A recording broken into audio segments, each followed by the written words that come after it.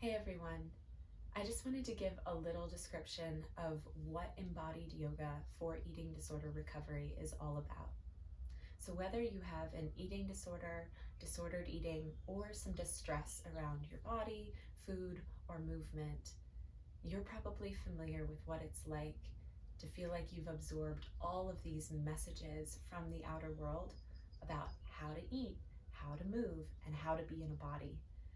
All of these external messages are absorbed, and it creates so much chatter in our minds that we are then unable to connect and respond to these valuable internal signals that are so wise and give us great information about how to be safe in our bodies and how to be well.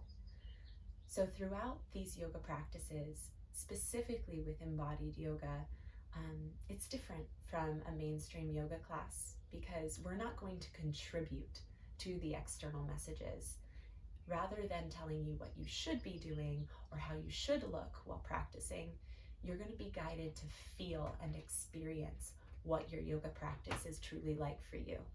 Separating from doing it right or wrong, we're not going to make yoga another rat race. Often in our Western culture, yoga gets turned into another exercise class. We're going to honor more of the Eastern roots of yoga, where we're practicing dropping the ego, detaching from expectations, and allowing ourselves to rest in this present moment where we can tune into those internal signals. And as we know, for eating disorder recovery or disordered eating recovery, this is such a valuable skill. It's one of the core components of recovery. And so yoga becomes a practice field for this. And also part of this like Eastern tradition of what yoga really is, it's a practice of stilling the fluctuations of the mind or our thoughts so that we can realize we are not our thoughts and instead rest in this wisdom that exists in the space between our thoughts. So all of that to say, it is here that we are able to battle the urges and the thoughts that come along with eating disorders or disordered eating. And so to practice this skill here means that you will then cultivate that skill as you go out into the world.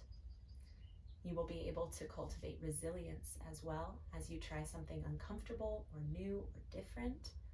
And this, again, will follow you throughout your recovery process. Thank you so much for being here. And if you have any questions about what this practice might look like for you, feel free to email me. You can find my contact information below.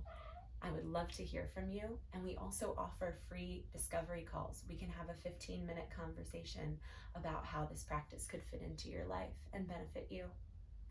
Reach out anytime. I would love to hear from you. And thanks for watching. Namaste.